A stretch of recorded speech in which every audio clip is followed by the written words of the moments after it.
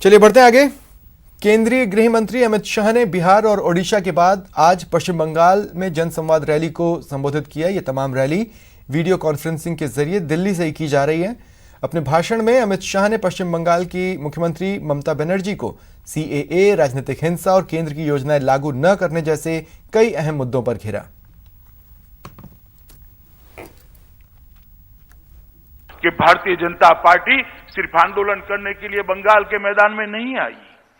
Bharatiya Janata party सिर्फ राजनीतिक दल के विस्तार के लिए बंगाल के मैदान में नहीं उतरी है। भारतीय जनता पार्टी बंगाल के अंदर हमारे संगठन की नींव मजबूत करना तो चाहती ही है, परंतु भारतीय जनता पार्टी फिर से संस्कारित बंगाल बनाना चाहती है।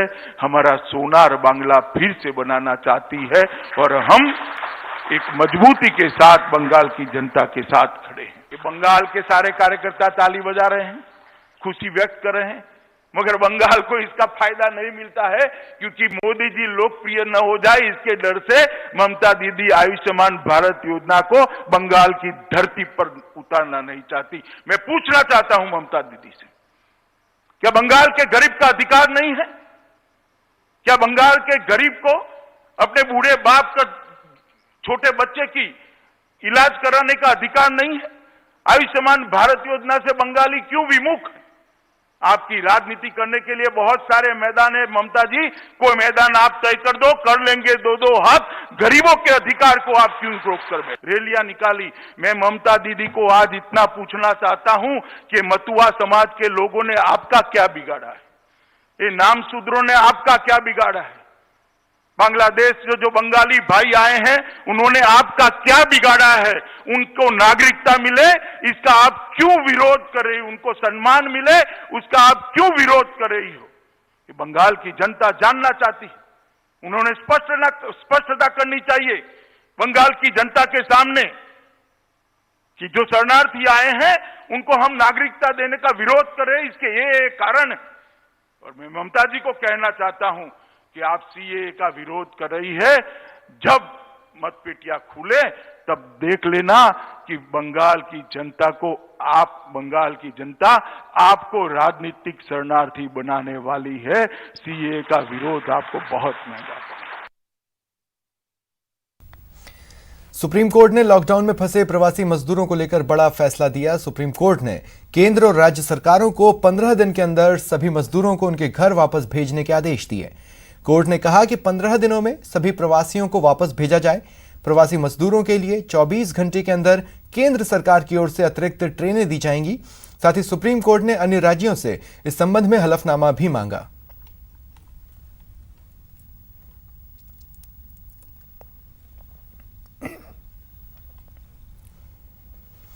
दिल्ली में कोरोना के कम्युनिटी स्प्रेड के खतरे को लेकर उपराज्यपाल अनिल बैजल की अगुवाई में डीडीएमए की बैठक हुई।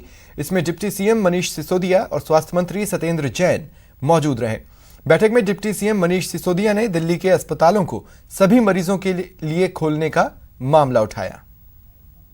दिल्ली में जो कोरोना के केसेस बढ़ रहे हैं उनका स्टेटस क्या है, किस गति से बढ़ रहे हैं। लगभग 12-13 दिन में दिल्ली में कोरोना के केसेस डबल हो जा रहे हैं। अभी जो डेटा प्रेजेंट किया गया उसमें ये बताया गया कि 30 जून तक दिल्ली में 15,000 बेड्स की आवश्यकता होगी,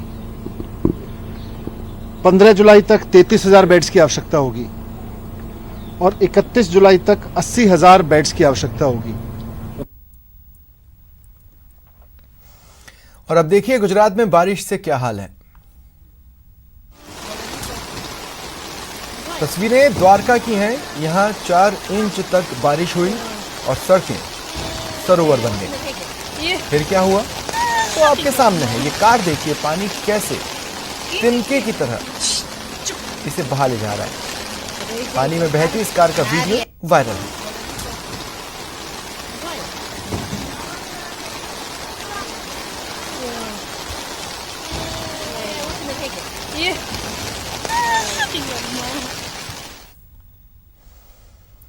और अब बात यूपी के हरदोई की। यहां दबंगों ने एक शख्स के घर में आग लगा दी, उसकी पिटाई की। बावजूद इसके आरोपियों के खिलाफ कोई कार्रवाई नहीं हो रही। मामला जिले के टडियावा थाने का है। यहाँ के खाड़ाखेड़ा गांव निवासी रामदयाल का आरोप है कि उसके ही गांव के 5 लोगों ने उसके साथ मारपीट की, गाली गलौज की और फिर घर में आग लगा दी। लेकिन एडीएम के आदेश के बावजूद पुलिस की तरफ से आरोपियों के खिलाफ कोई कार्रवाई नहीं की गई।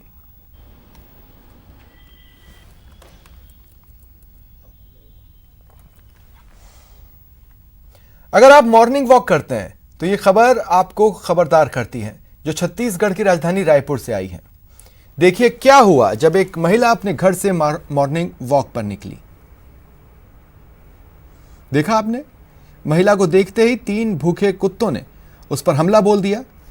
कुत्तों के हमले में महिला बाल बाल बची। इन कुत्तों के हमले की ये तस्वीरें सीसीटीवी में कैद हुई हैं।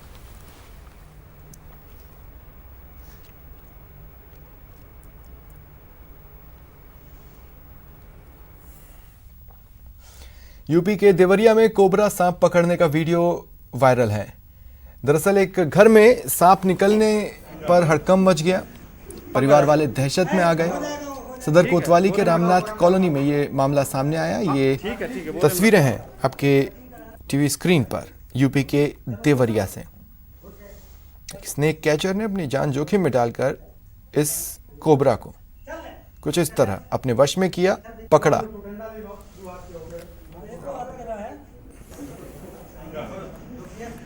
पंकज हट जाओ। ठीक है, बोरे में रखो। हाँ ठीक है, बोरे में रखो। बढ़ेंगे आगे। खबर महाराष्ट्र के ठाणे से। यहाँ एक हिरण को शहर में आना भारी पड़ गया। वो घायल हो गया। लोगों ने जब हिरण को घायल हालत में देखा तो उसके पास पहुंचे। सूचना के बाद हिरण को रेस्क्यू किया गया और उसका इलाज किया गया।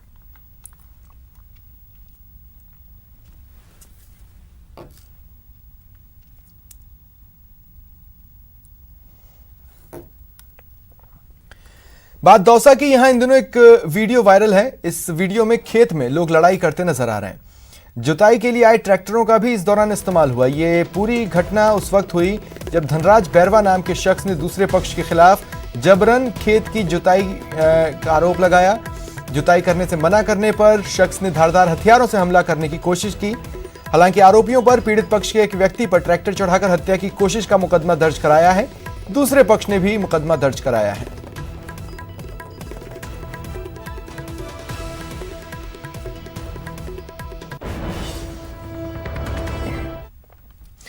खबर बिहार के गया से, जहां परैया इलाके में तिलक समारोह में शरीक हुए एक शख्स की गोली मारकर हत्या कर दी गई। हत्या के आरोपी ने तिलक समारोह के दौरान हर्ष फायरिंग भी की थी, जिसका सबूत वायरल हुए वीडियो में भी है।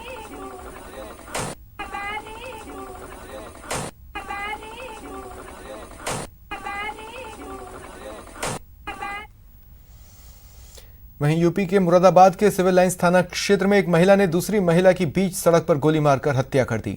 दोनों महिलाओं के बीच पारिवारिक विवाद हत्या की वजह बताई जा रही है। आरोपी महिला को पुलिस ने गिरफ्तार कर लिया है। सूत्रों की माने तो दोनों महिलाएं ट्रांसपोर्टर जफर की पत्नियां हैं।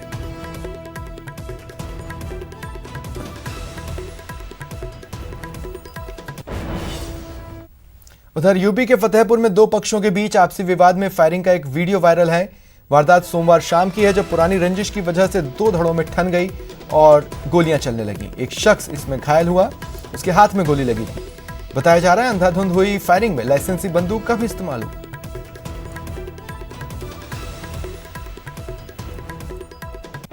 कोरोना काल में जयपुर के एक राजकीय सीनियर सेकेंडरी विद्यालय में कार्यरत स्कूल लेक्चरर पंकज मिश्रा ने अनोखी पहल की है।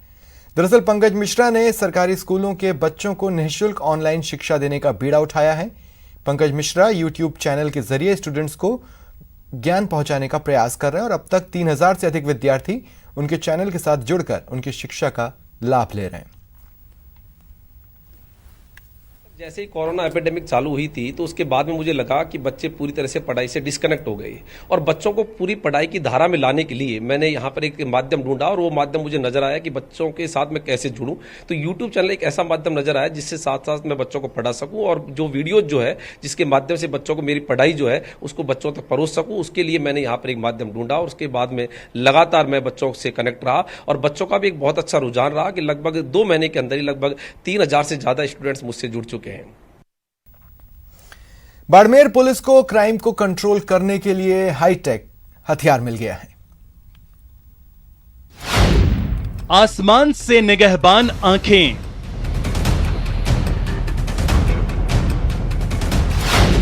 हर हरकत पर पैनी नजर, अपराधियों की अब खैर नहीं।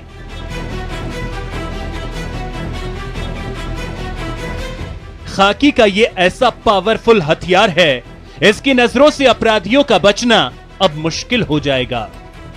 आसमान से हर हरकत पर पैनी नजर रखने वाला ऐसा अचूक हथियार है जो न सिर्फ अपराधियों को बेनकाब करेगा बल्कि दूर तक उसका पीछा भी करेगा।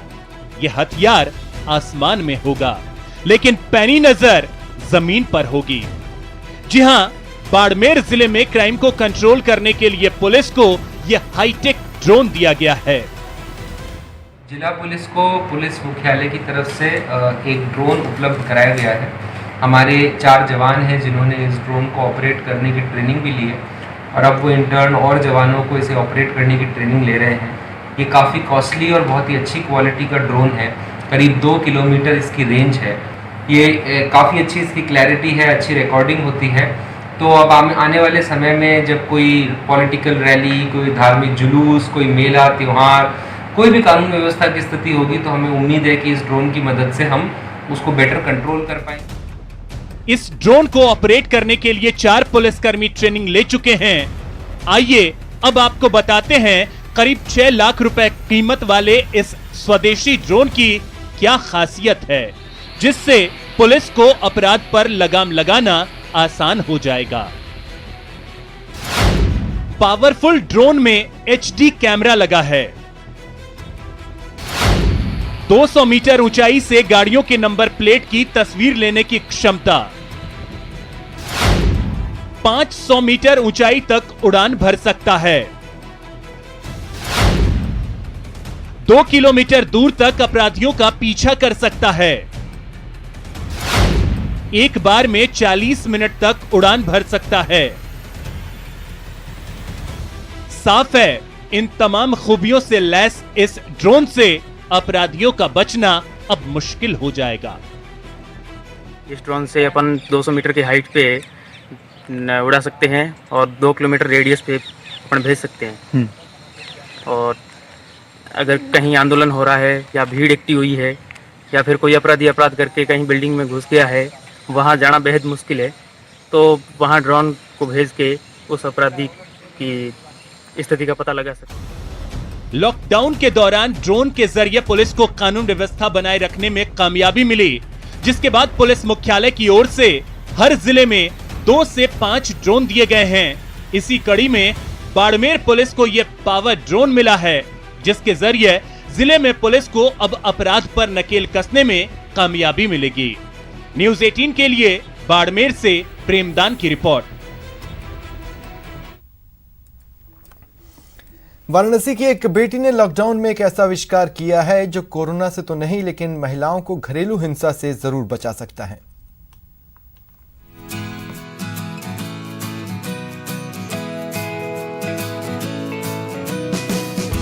महिलाओं की सुरक्षा के लिए बनारस की बेटी ने ये जो सेफ्टी डिवाइस बनाया है, ये घरेलू हिंसा या किसी मकान में फंसी लड़की या हॉस्टल में रहने वाली लड़की के पास सिर्फ एक बटन दबाते ही पुलिस या फिर महिला सहायक पुलिस को पहुंचा देगा।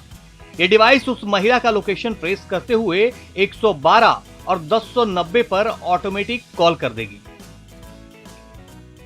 काम ऐसा है कि इसमें छोटे छोटे मैंने पैनिक बटन्स लगाए हैं कि अभी अगर कोई भी महिला या लड़की अगर पीजी में भी है, अगर कोई लड़कियां बाहर अकेले भी रह रही हैं तो वहाँ पे भी वो इसका यूज़ कर सकती हैं। इसमें छोटे छोटे पैनिक बटन आप छुपा के कहीं भी लगा सकते हैं, बेड के नीचे, अलमारी में, किचन में, ऐसी जगह पे आप इसको लगा सकते हैं। ये हमारा एक सिग्नल भेजता है हमारे डिवाइस को, इसके थ्रू वो डायरेक्ट पुलिस और हमारे वुमेन हेल्पलाइन को कनेक्ट कर देता है।